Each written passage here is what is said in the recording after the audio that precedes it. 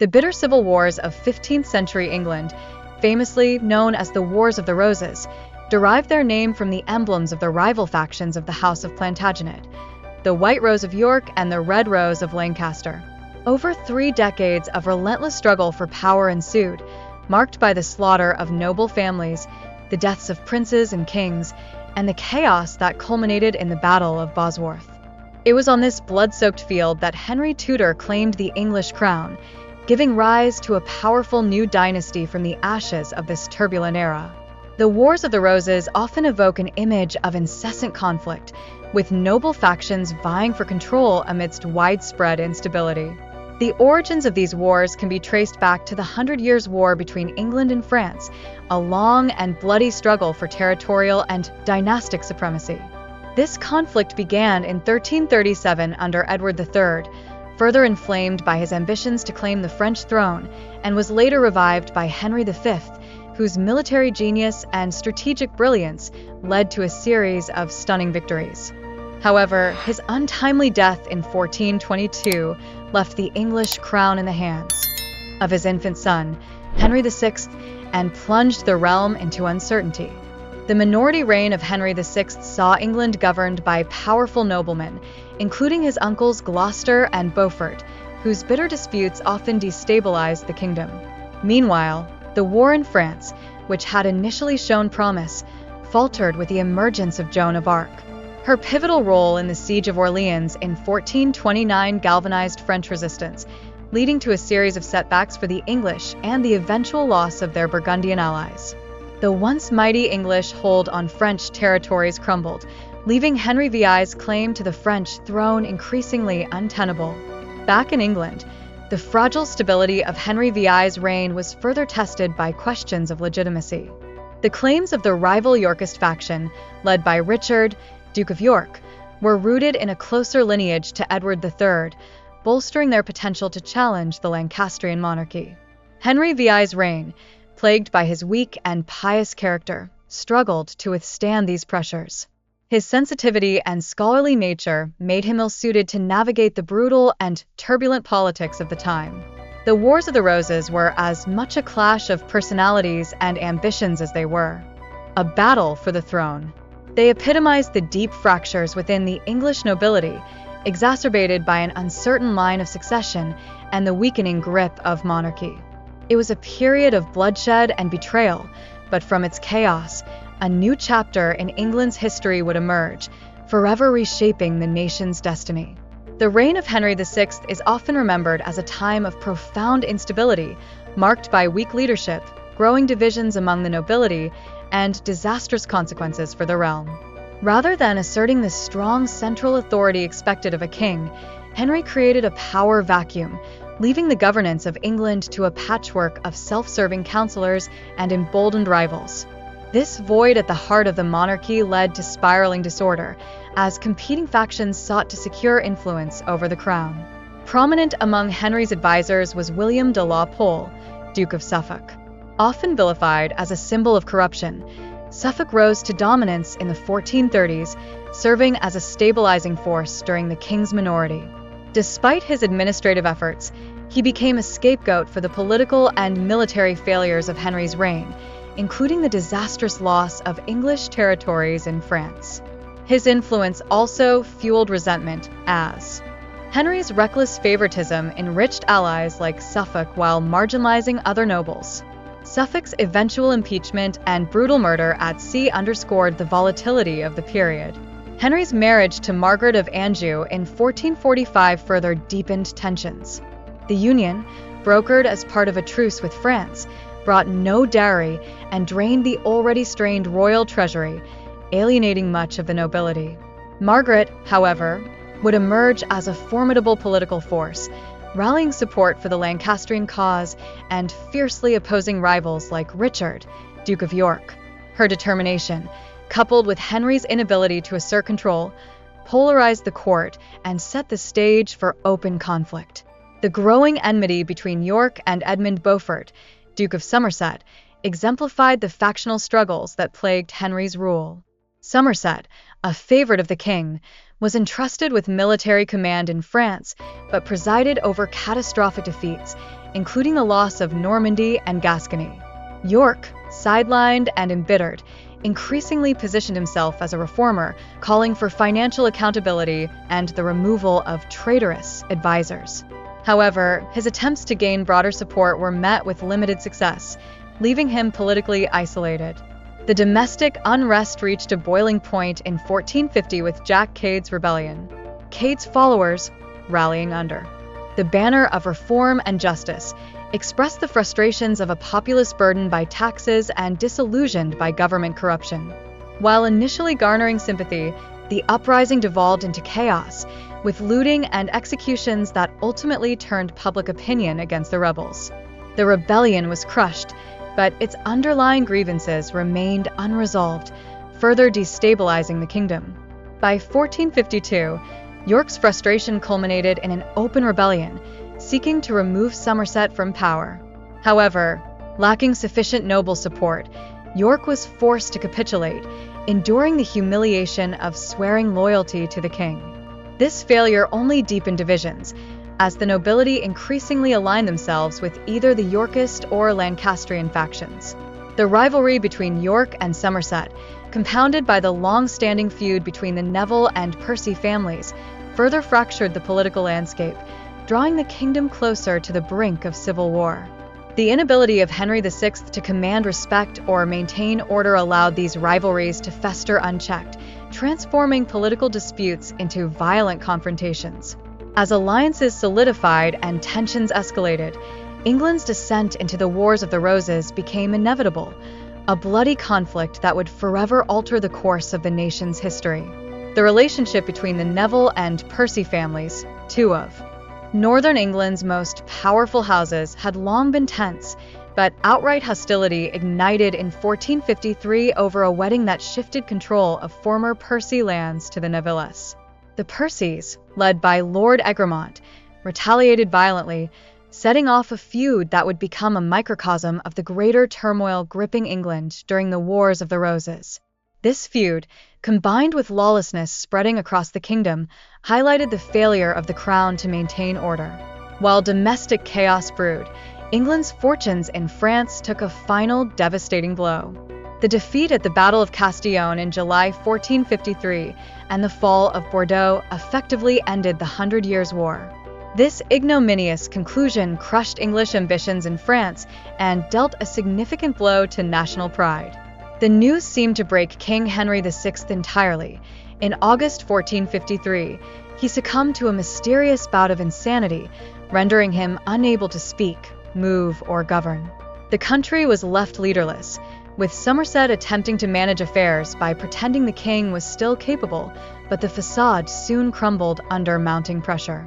Henry's condition forced the council to take unprecedented action.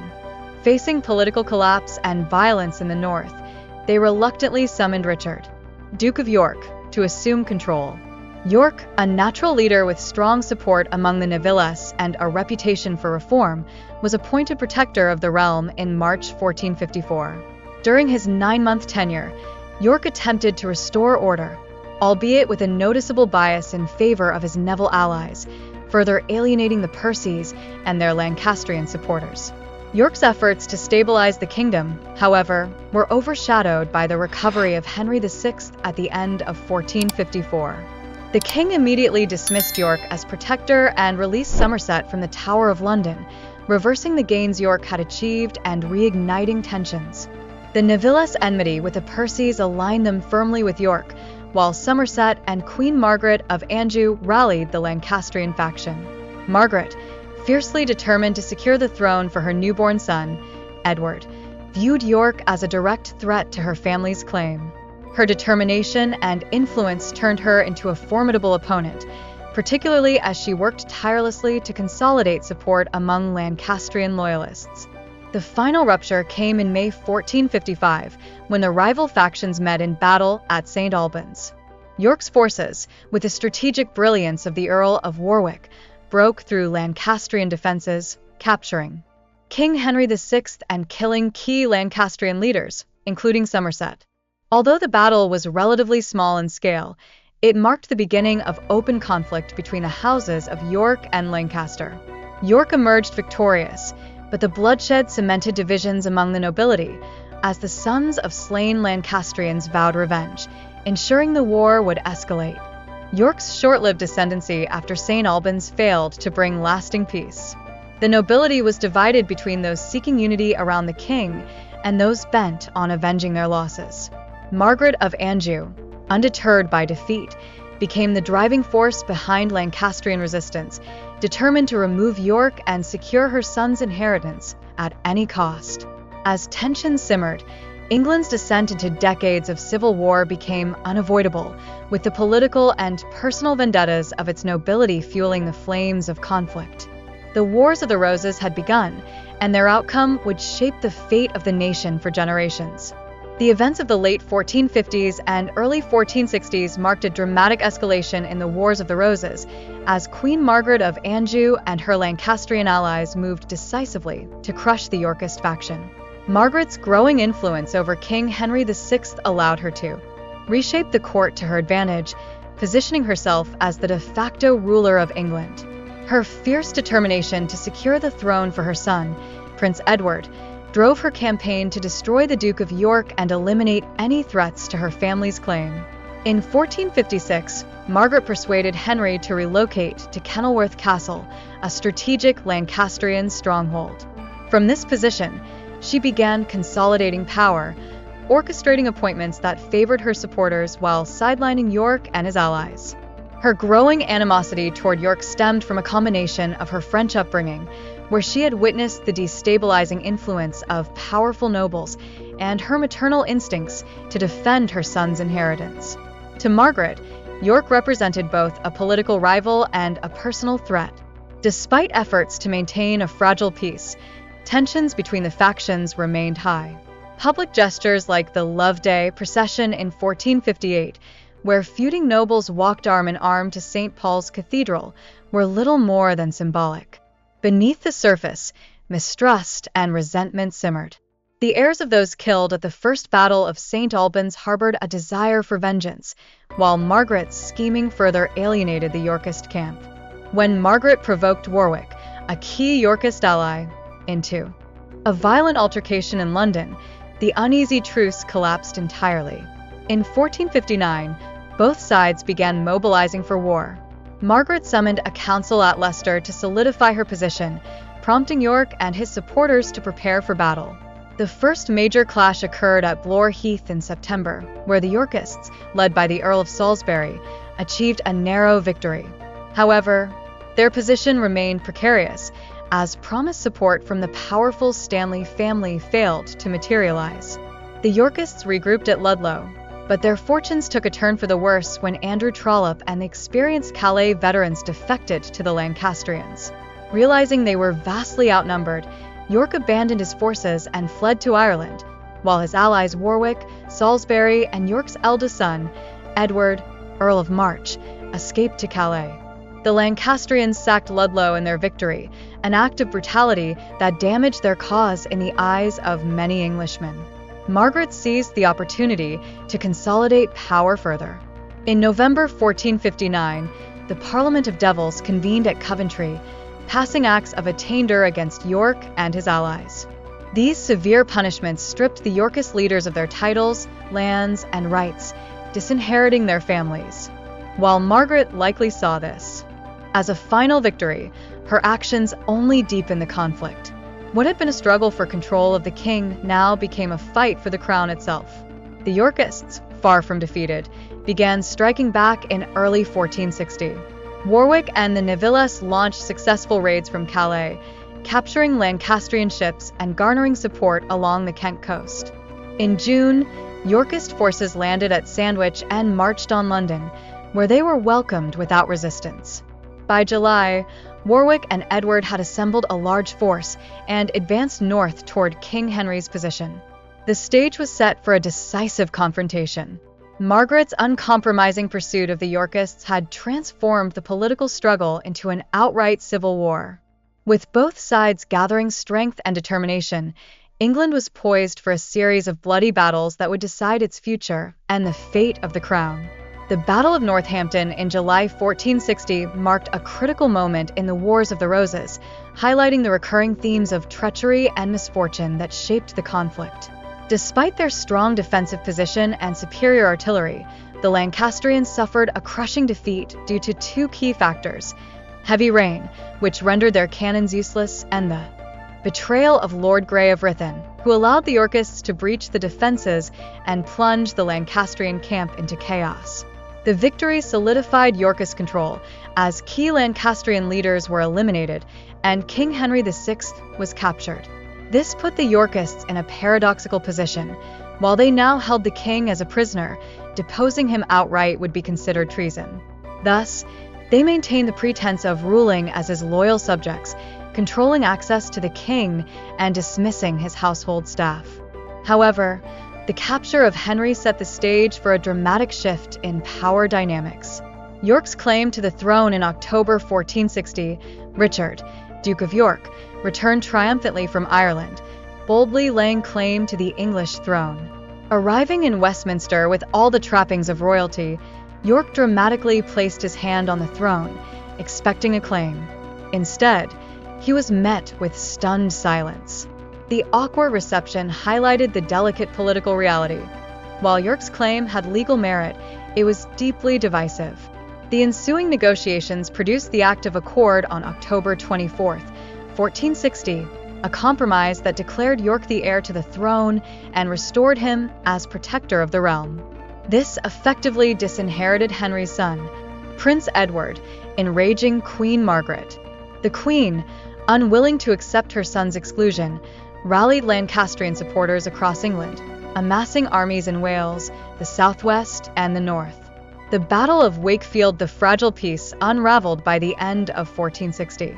Richard, Duke of York, and his ally Salisbury marched north to confront Lancastrian forces near Sandal Castle. Outnumbered and short on supplies, York made the fateful decision to engage in open battle at Wakefield on December 30, 1460. Accounts suggest he may have been tricked by Lancastrians disguised in Neville livery, leading him to believe reinforcements had arrived. The Battle of Wakefield was a disaster for the Yorkists. Over 2,000 of their troops were killed, including Richard himself, his second son, the Earl of Rutland, and Salisbury, who was captured and later executed. The heads of the fallen Yorkist leaders were displayed on stakes in York, with Richard's head adorned mockingly with a paper crown. This brutal display symbolized the ferocity of the conflict and galvanized Yorkist resolve.